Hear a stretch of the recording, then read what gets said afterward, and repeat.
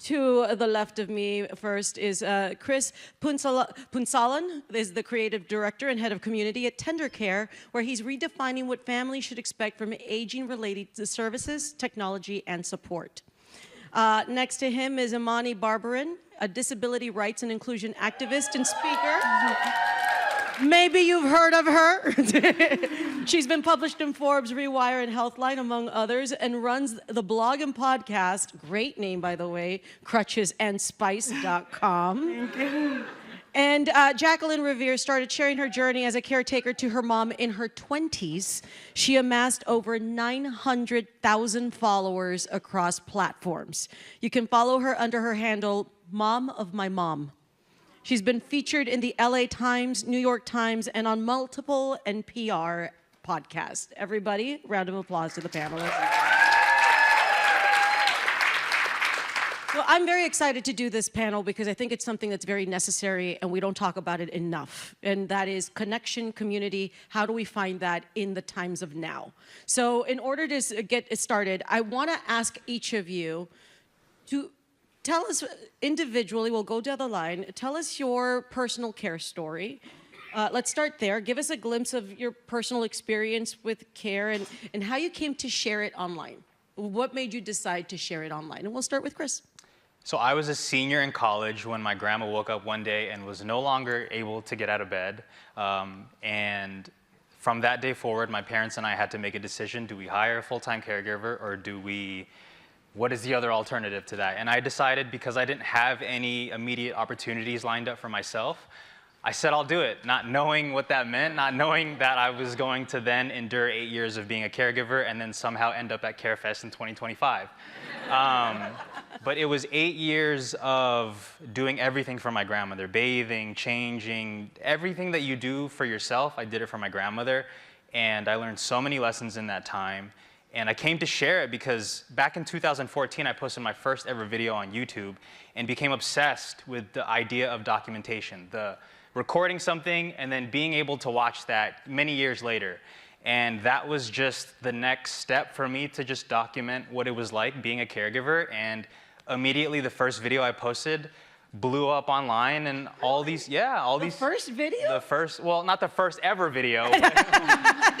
But the first mic'd up video that I ever posted with my grandmother exploded, and in the comment section were hundreds of caregivers saying, I see myself in you, or I was a caregiver for my grandmother, and seeing your little grandma, your little Filipino grandma reminds me of my Polish grandma. So that's how I came to be here. Love that. Yeah. Good job. Hi, everyone. My name is Imani. I am a disability activist and advocate. I myself am a receiver of care. I've been a caregiver before, but I don't really talk about that as often. But I was born with my cerebral palsy, diagnosed at the age of 2.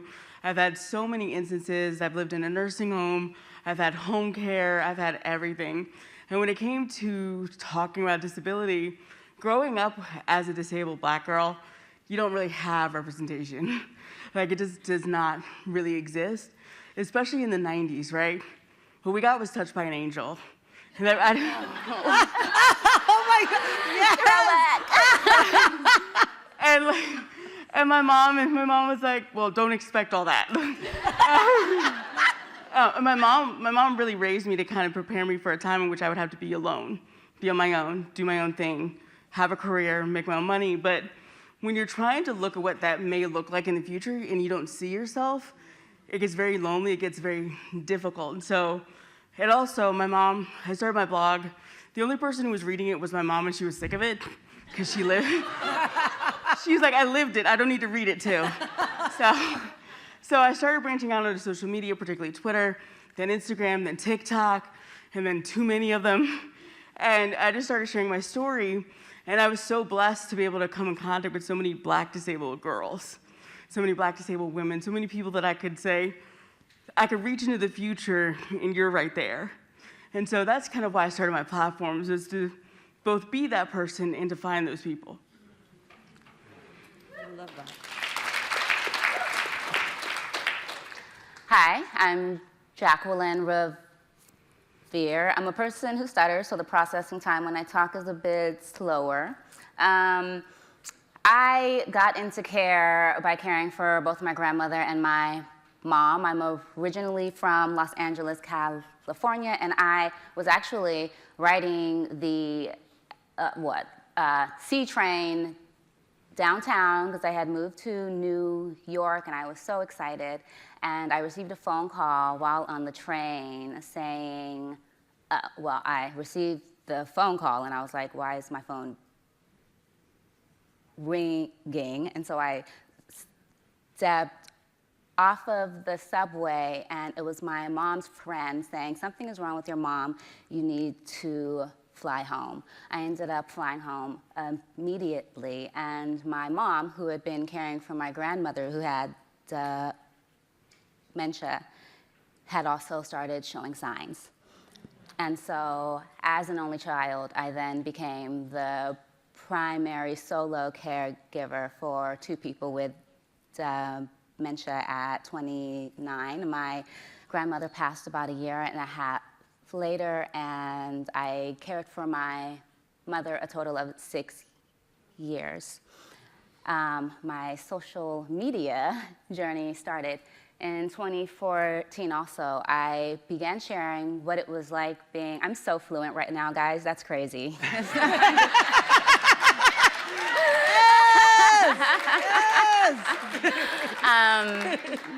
I started sharing what it was like being a person who's stutters, of course, because I rarely ran into other people with a stutter, and that was when I first learned that I could find people like me from socials. And so in 2020, after caring for my mom for 4 years, I was so lonely that like the thought, maybe if I share, someone like will see me. And so I started sharing in 2020 and we blew up, you know, same sort of thing. And I found my community and people who were in the same situation, and I met my people.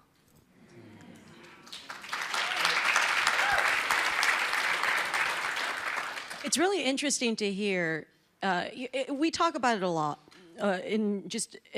throughout life. Representation matters, and we always talk about like ethnicities and community, but it's also shared experiences that really connects us and where we need the representation. And you know, I was speaking before in the back briefly. I was a caregiver to my mother when I was about 21 or so, and same thing, got the call, she wasn't doing well. Life changes. I decided to put my career on hold because I didn't have the opportunities, but it was very isolating because back then we didn't have the internet as we have it now. Mm-hmm. So really, caregiving is about you caring, and a lot of people might not see that as a job because, well, you're supposed to care. Caring is just part of who you are. What happens, though, is that as a caregiver, you start caring for others and not yourself. Mm-hmm. And it's important to care. And with that, I feel like I want to ask, do you think that social media has made care more visible? And what impact does that visibility have on people understanding the caregiving experience? Because if you don't live it, it's hard to describe it, it's hard to understand it. But do you think it makes people a little bit more understanding by seeing the content?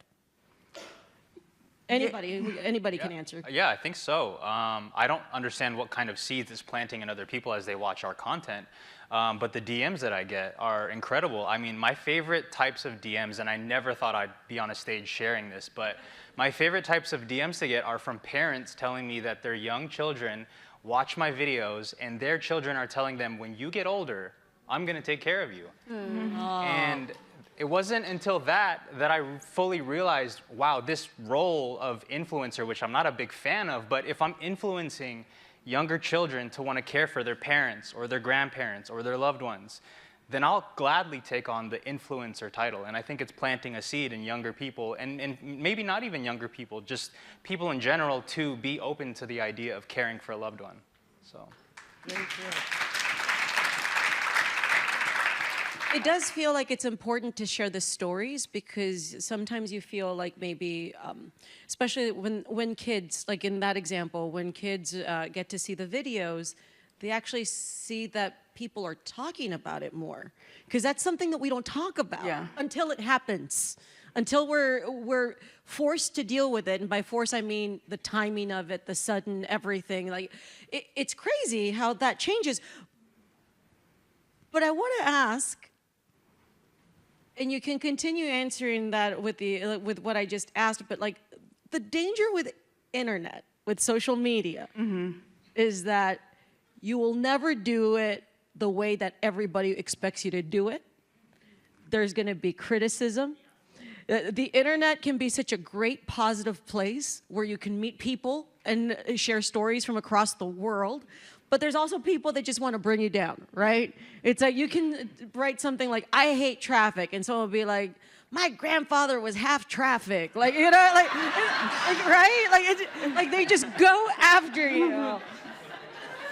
It's so weird. Like, they just want to fight you, right? That it's just like, how do you see your role in that context? Like, do you guys get into cultural battles? Do you get people commenting? Like, what do they do? Like, how does that... What do you do in those situations when you're trying to tell your story? That's what people don't understand. It's your story. Oh, I cuss them out. Why? I mean, I think for me, like, I do. I think for me, as a person with a disability, with a visible disability, you're often infantilized. And so when I say I cuss them out, I mean that realistically, because it snaps people out of this idea that you're talking to a child. Thank you. And so when I talk about disability on social media, my goal is to empower disabled people. Everybody else, do as you please. But when it comes to caregiving and accommodations and accessibility, my goal is really for people of color specifically to ask for it, to like learn it's okay that you can ask for it. Because quite honestly, from a sociological lens, disability is yet another identity that a lot of people cannot afford to adopt. It means taking yourself out of a lot of economic opportunities, fun opportunities, romantic opportunities in a lot of ways. And so identifying as disabled is rough for so many people and can be dangerous for so many people, but also there's a cost to not getting care. There's a cost to not getting help. There's a cost to not getting accessibility accommodations and services. And so my goal is to make sure that people feel comfortable in their own skin enough that they start saying the word disability, that they start asking for help, that they start asking for caregivers and assistance where they need it. Because that really is, I think, one of the biggest issues that we have. Well, and I see like, you use the hashtags, hashtag things disabled people know. Yes. And ableds are weird. They are. They are. I'm sorry, they are. Like, but it's like, okay, I'll tell you a story. One time I was walking into a building at college, and I hear clomping behind me, like a horse is coming up behind me. And I'm like walking the normal pace to the building. This guy just rips open the door. He's like, here, you're welcome. It's a, what? Wait. But then there was the accessible button, so I went, boop. And the door opened, the other door opened. I was like, thank you, and then walked right through. But it's like, you know, a lot of disability is very strange to a lot of people, but for disabled people, everybody else is strange. Everybody else is the weird one, and so I kind of like to flip that dynamic. That is hilarious. Jacquelyn, millions of people have seen your videos, but there's clearly so much more to educate and activate people when it comes to dementia care. Yeah. What do you think are the opportunities and limits of the platforms like TikTok or Instagram, or in changing society's perceptions of aging, memory loss, care?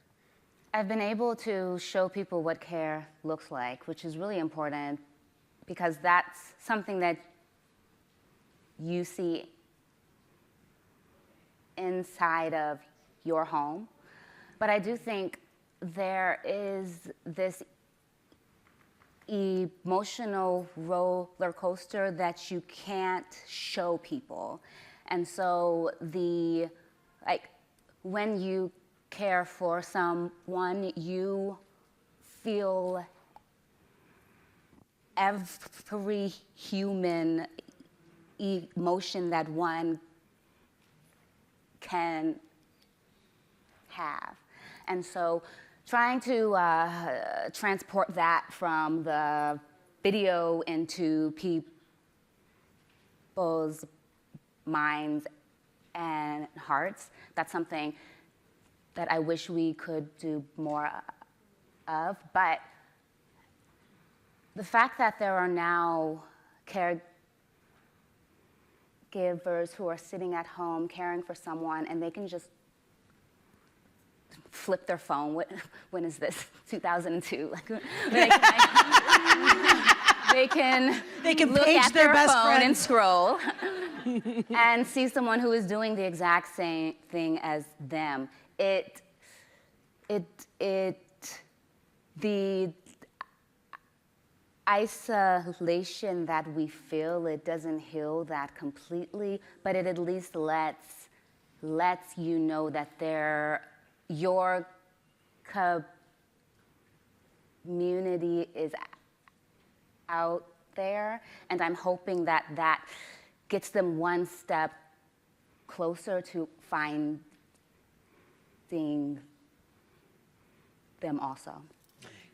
It's really interesting because it does seem like community, you can create something, you can tell your story, and you throw it out there, and it's always surprising to see who responds to it because it so many times transcends what you're trying to do, what you're trying to say. You know, like Chris, let's go back to the it's multi-generational family care. Like you're talking about kids, you're talking about your grandmother.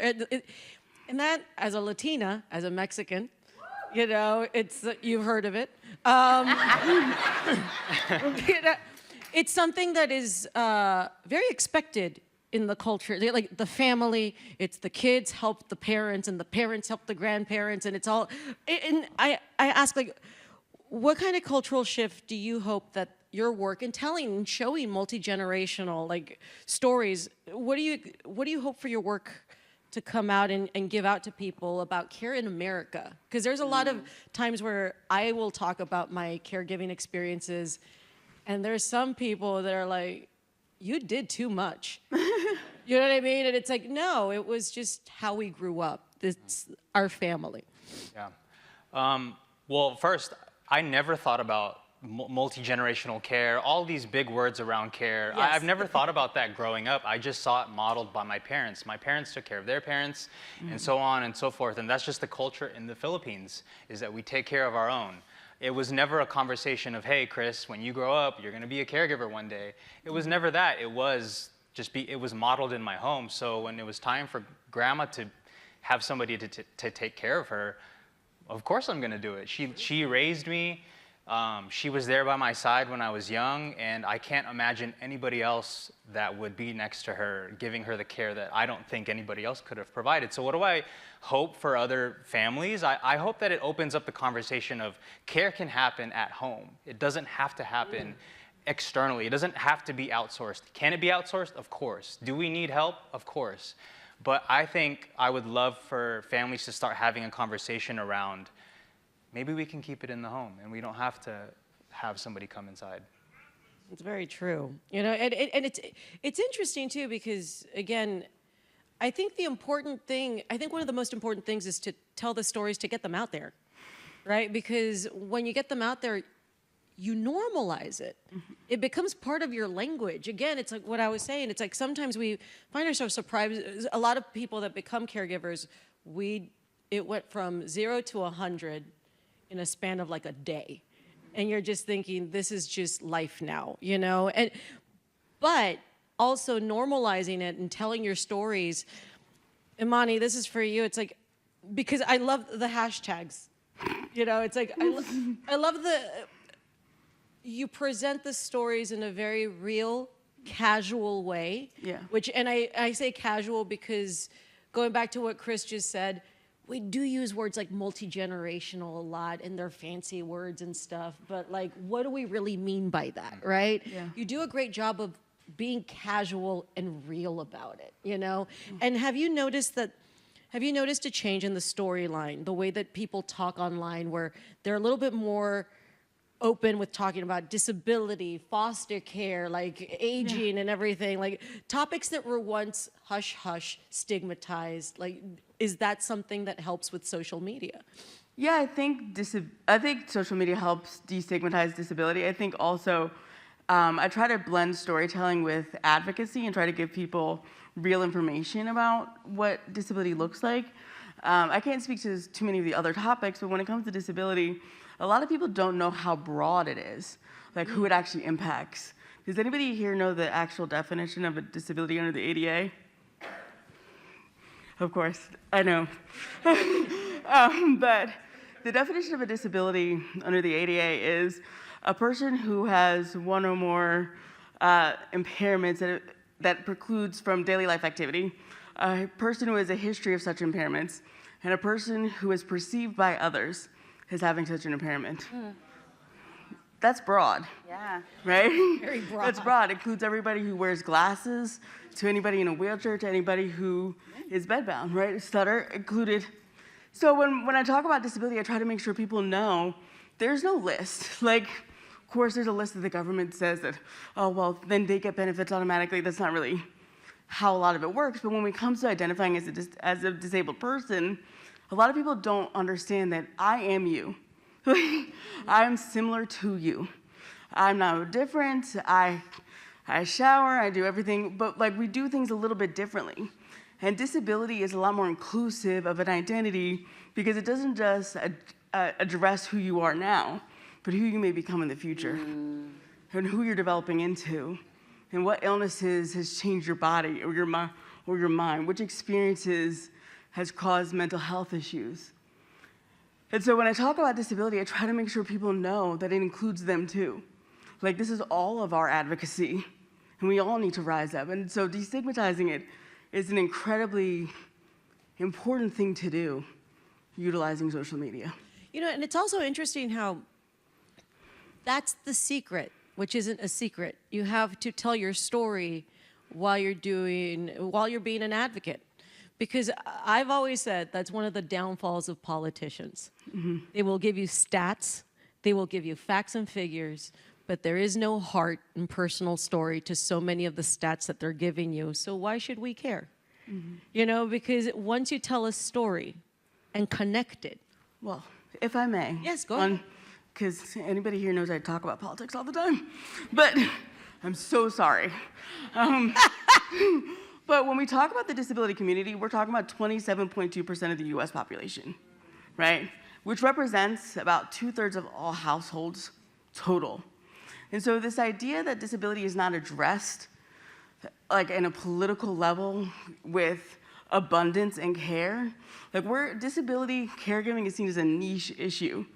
But if you're talking about 67% of households, what are you talking about? That's a majority of people. Mm-hmm. And so storytelling is important, but also we need to make sure our politicians care about us. Yes. We're voters too. I'm a voter. People with disabilities are voters, and yet it's inaccessible for us to vote. Absolutely. Like we need to start talking about us as a community of a very large voter base. And not just as advocates that are congregating here and there. We are a political force too, and we need to act like it. Yes. Absolutely. Absolutely. It is weird, like, you know, when they go during election time, they really go into class. Yeah. Middle class, upper class. They never mention lower class. You know, it's always middle and upper, but they don't talk about specific communities. And I think that what we're talking about thematically is that social media also allows us, it allows you as caregivers to still stay who you are, to actually have a personality, because you're not just caring for your family, you are a person. You know, and, you know, Jacquelyn, what has surprised you about, like, when you started making, like, your videos and posting them on there? What surprised you? Like, what caught you off guard when it started spreading online? You know, what do you wish, and is there anything that you wish that could happen that hasn't happened yet? So if I can answer that question in 2 ways, that would help. No, only one. Darn it. Yes. Okay. So when I first started sharing the videos of my mom blowing up, I wasn't surprised. My mom's adorable. Like, she's so sweet. She makes your heart like, oh. What was really hard was when she passed, and then not knowing how to show up. And so I think because so much of myself was dedicated to caring for her, figuring out who I was when she wasn't here, and how to then present myself was really difficult. And the isolation plays into like that, where you don't know who you are, and so that caught me off guard. One of the pleasant surprises from sharing were people who watched the journey, who were not caring for someone, but then started to care. And so they had a representation of what care looked like. And so being the, like, I guess, template made me really happy because I was winging it. Hardcore. There was another question there. No, I was just asking, like, is there something that you would hope would happen that hasn't happened yet? Something that I wish that hasn't happened yet. I would like for more facets of the care story to be told. I think we have this idea that we all have to show up and say, I love caring for so-and-so, and it's what I should do, but there are so many complex relationships and so many dynamics that go into care. And I think social media lends itself to the joyous part of it, but I think the reality can smack you hard when you have not seen it also. It's very true. You know, it's like when, again, it's like when I was caregiving for my mom, the internet wasn't what it was back then. So I found solace in chat rooms. And I remember thinking, I would go into these Broadway chat rooms because I was a I was a theater major in college, and I had to drop out of college to take care of my mom. And I never went back. And I would just go to these chat rooms to see people talking about musicals that I wish I could audition for. And for that time that I was online, I was myself. I wasn't my mother's caregiver. I was myself. And, you know, I think that it's so important to see the way that social media, it can be so wonderful to show people different people and different stories. And in stand-up, I always say, we're all different, but we're all very much alike. We're all connected somehow. And because we're talking about social media and being online, having a presence, I want to ask each of you individually, what's the platforms that you find helpful in, you know, or like helpful meaning that you've found, you're surprised at the community that you found, like the kind of interaction that you get, because every social media platform is a little different.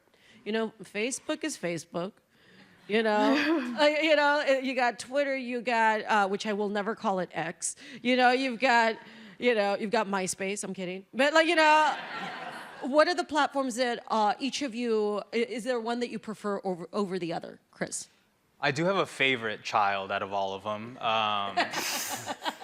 Instagram is my favorite right now, but I will say early on when I started posting videos of my caregiving journey online, it was very important for me to spread the videos across many different platforms because I just wanted to help all of the people that were emailing me, hey, you are giving me hope in a really dark time in my caregiving journey. Please don't ever stop. And I didn't want to stop reaching that person.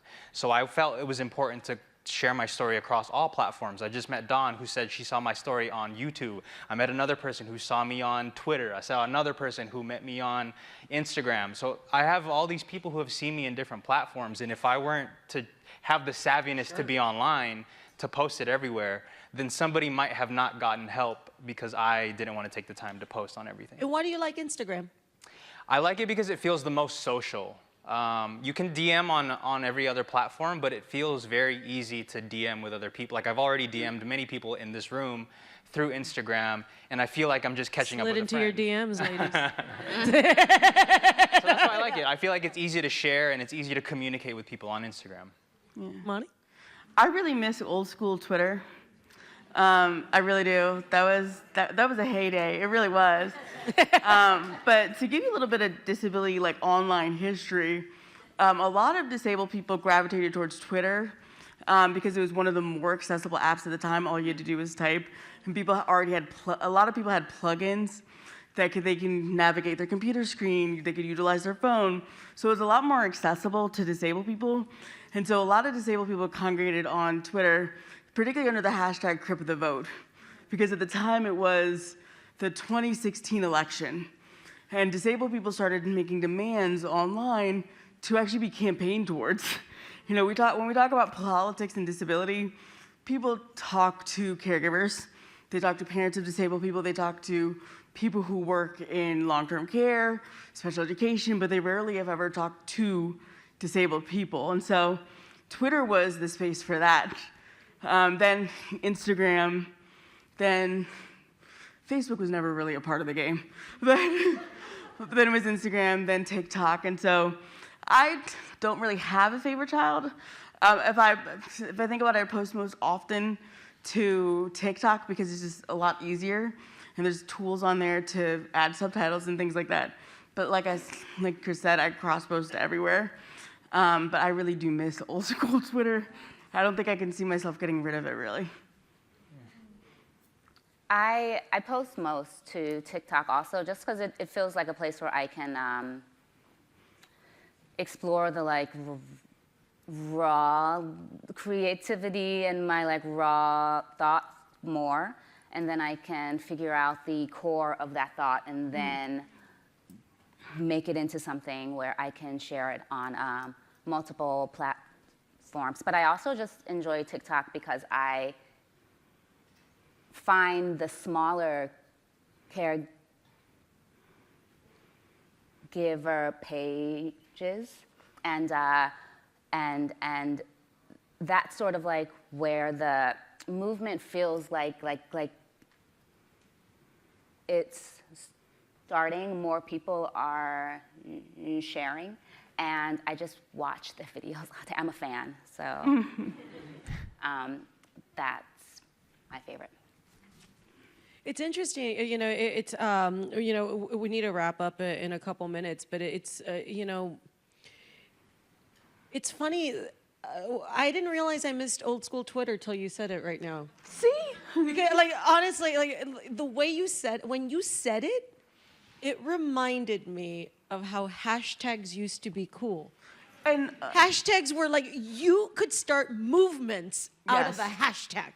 And that was something that accidentally happened. Sometimes you're just hashtag, hashtag baloney life. And everybody's like, that's right. Well, Able's Are Weird came literally 10 minutes before I went to sleep.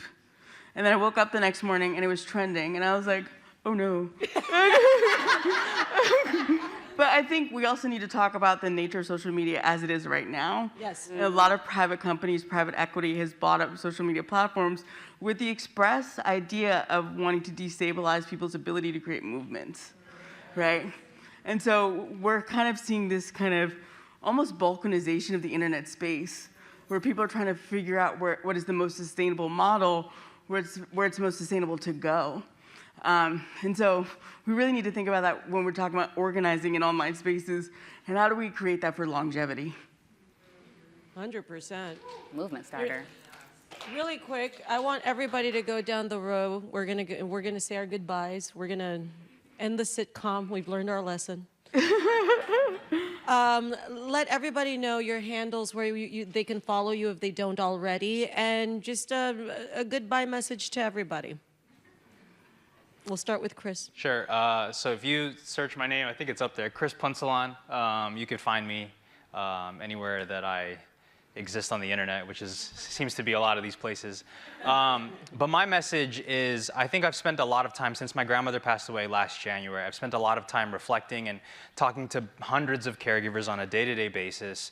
And while we talk a lot about the people that we care for, we rarely talk about caring for ourselves. And what does that even mean? We talk about take care of yourself, take care of yourself. That looks different in many different ways. But I have really focused on what does it look like to actually take care of myself? What does it look like to have a body that can sustain me through the end? Obviously, people are born with things that they can't control, but for a lot of us, we take our bodies for granted. We see people who have to use different instruments to get around, and we get around just fine, and we take that for granted until it's taken from us like that.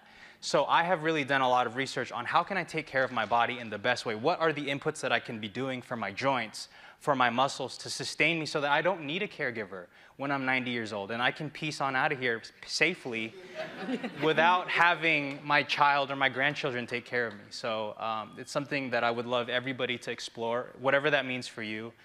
To really take care of yourself, because if you think about who you're caring for, if you don't want that to be your child or your grandchild taking care of you, then you owe it to yourself and your family to really take care of yourself.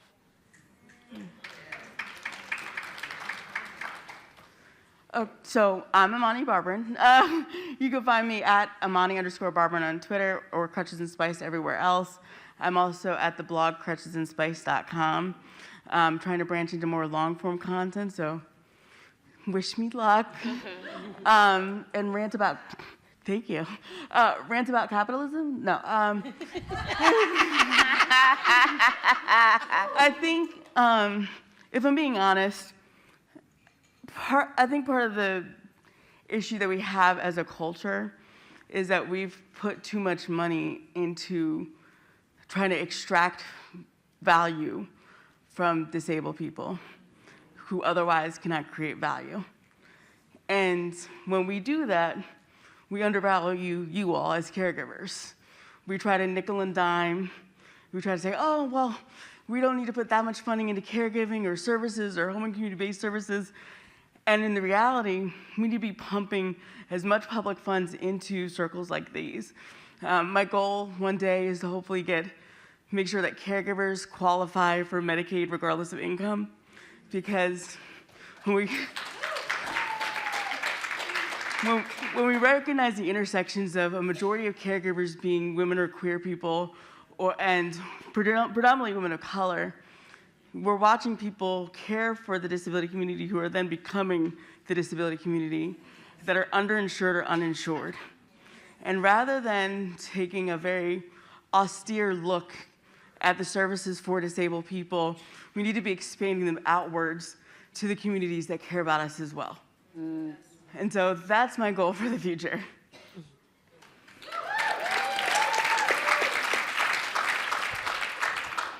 You can find me at Mom of My Mom on all socials. And the one thing that I would like to leave with is we will all care for someone at some point. We will all need care. I think our job is to create a society where care is not a burden. It is the last few years that we get to spend with someone, and if we can live in a world that caters to that time, then we would all be much more happy.